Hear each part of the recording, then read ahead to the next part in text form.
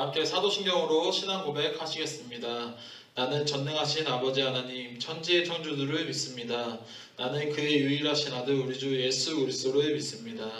그는 성령으로 잉태되어 동정녀 마리아에게서 나시고 본디오 빌라도에게 고난을 받아 십자가에 못 박혀 죽으시고 장사된 지 사흘 만에 죽은 자 가운데서 다시 살아나셨으며 하늘에 오르시어 전능하신 아버지 하나님 우편에 앉아 계시다가 거기로부터 살아있는 자와 죽은 자를 심판하러 오십니다.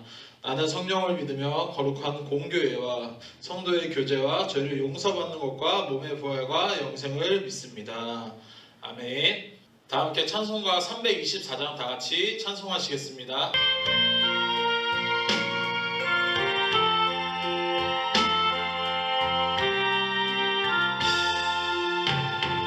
예수 나를 오라 하네 예수 나를 오라 하네 어디든지 그를 따라 주와 같이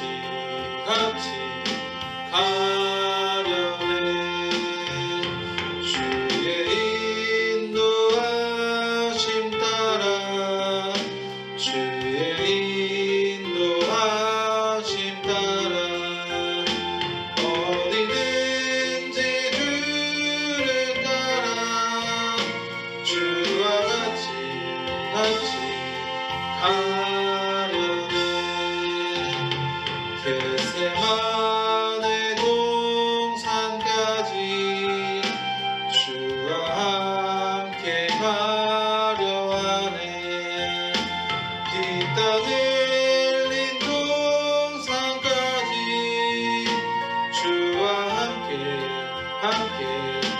가려네 주의 인도하심 따라 주의 인도하심 따라 어디든지 주를 따라 주와 같이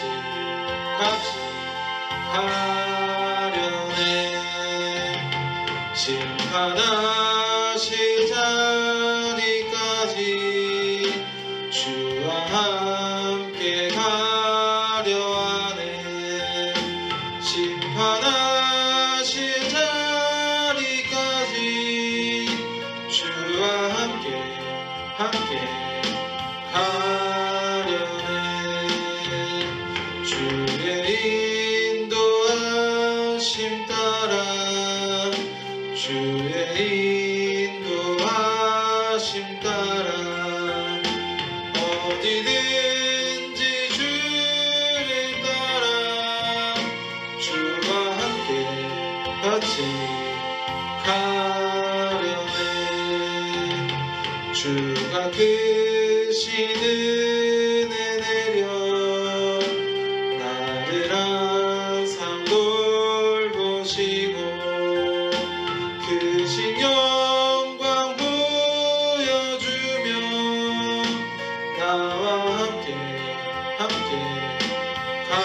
가시네 주의 인도하심 따라 주의 인도하심 따라 어디든지 주를 따라 주와 같이 가려네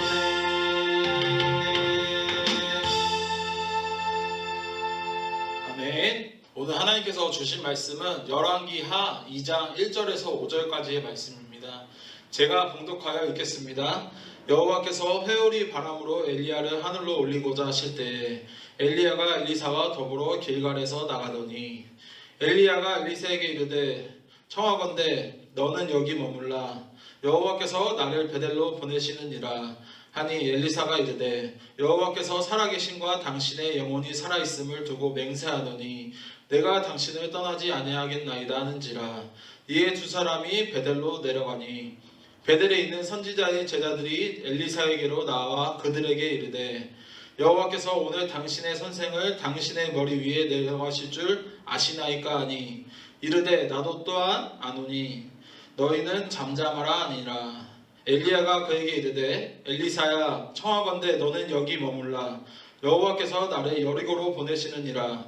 엘리사가 이르되 여호와께서 살아계신과 당신의 영혼이 살아있음을 두고 맹세하노니 내가 당신을 떠나지 아니하겠나이다 하니라.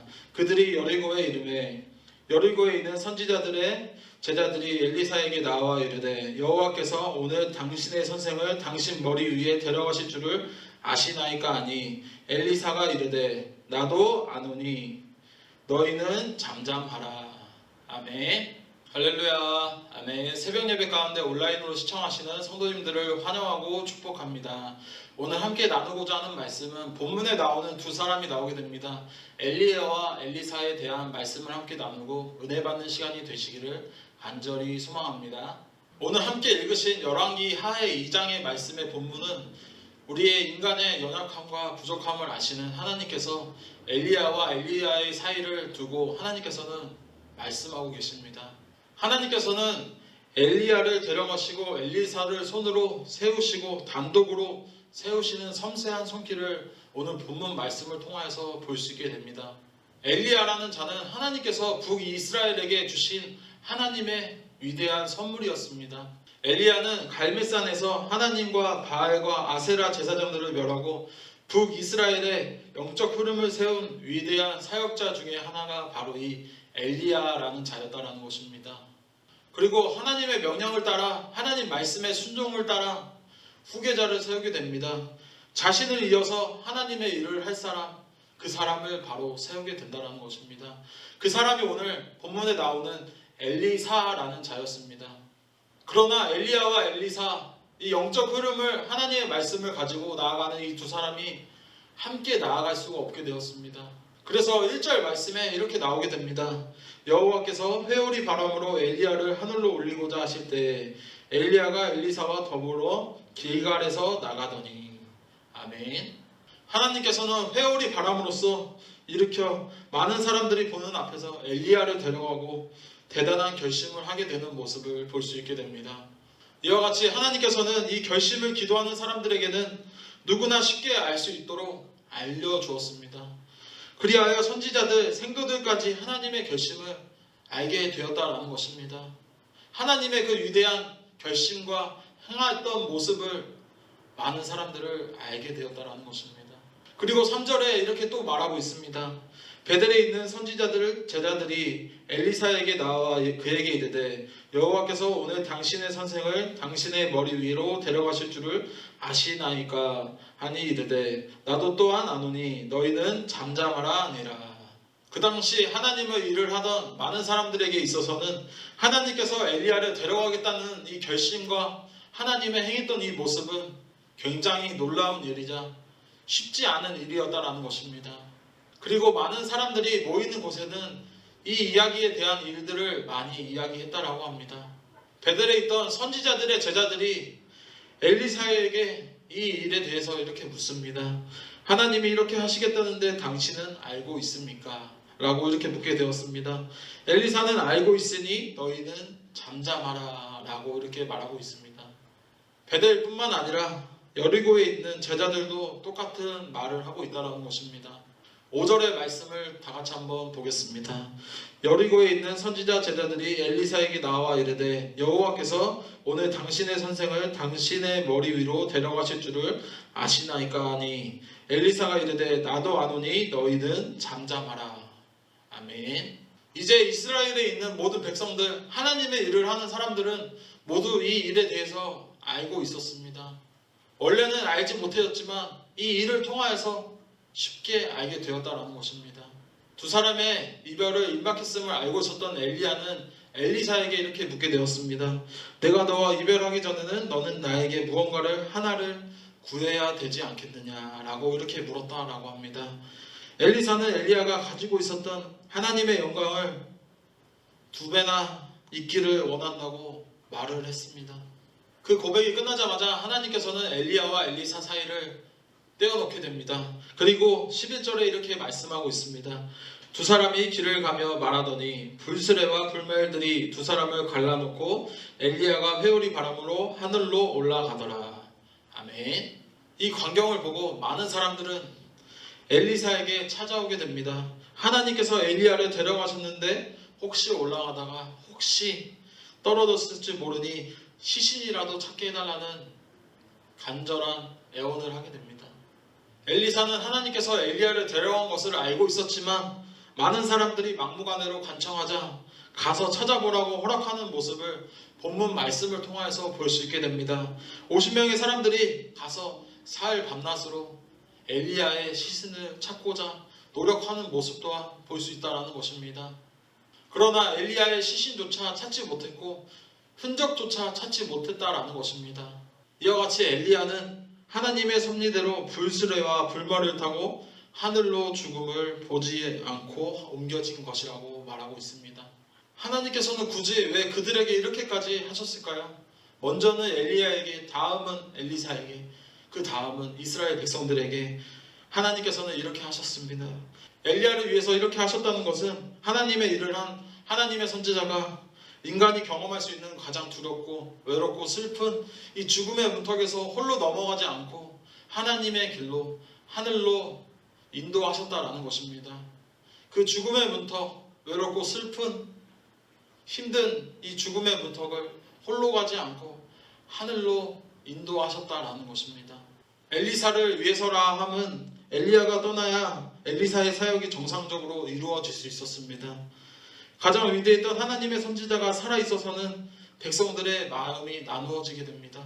그 상태에서는 엘리사가 아무리 하나님의 말씀을 잘 전한다고 하여도 그래서 많은 사람들에게는 엘리사와 엘리야 사이를 오갈 수밖에 없는 상황이었습니다. 이 상황이 바로 그 상황이었다는 것입니다. 아무리 엘리사가 하나님의 말씀을 잘 전하고 하나님 말씀에 순종하며 나아갔지만 엘리사와 엘리사 사이를 오갈 수밖에 없었던 이스라엘 백성들의 마음이 이러한 마음들이었다는 것입니다. 엘리사가 열정적으로 하나님의 일을 감당할 수 있도록 하나님께서는 가장 위대한 선지자를 데려가셨다는 것입니다. 많은 사람들은 영웅을 섬기는 것을 좋아합니다. 이 당시에 엘리야는 민족의 영웅이었습니다. 이스라엘의 영웅이었고 민족의 영웅이었던 자였습니다. 그리고 사람들은 그를 섬기려고 했던 모습 또한 볼 수 있습니다. 하늘로 승천하던 엘리야가 조금이라도 흔적을 남게 되었다면 많은 사람들은 그 흔적에 대해서 숭배했을 것입니다. 그러한 상황들, 모든 상황들을 알고 계신 하나님께서는 그리하여서 흔적조차 남기지 않고 엘리야를 데려가셨다라는 것입니다. 그리고 무덤조차 남기지 않았고 이스라엘 백성들이 우상 숭배에 빠질까봐 엘리야를 완전히 데리고 간 것입니다. 이와 같이 하나님께서는 인간의 나약하고 연약한 부족한 본성을 알고 계셨습니다. 그래서 엘리야를 흔적조차 남기지 않고 우상 숭배를 할까봐 그것을 따르고 많은 사람들이 섬기며 나아갈까봐 흔적조차 남기지 않고 데려가셨다라는 사실을 우리는 이 시간을 통해서 깨닫고 나아가야 됩니다. 이와 같이 하나님께서는 사람의 흔적을 남기지 않는 것을 원하십니다. 단 한 가지 우리가 남겨야 할 것은 우리의 신앙과 하나님을 향한 믿음을 남겨야 된다는 것입니다.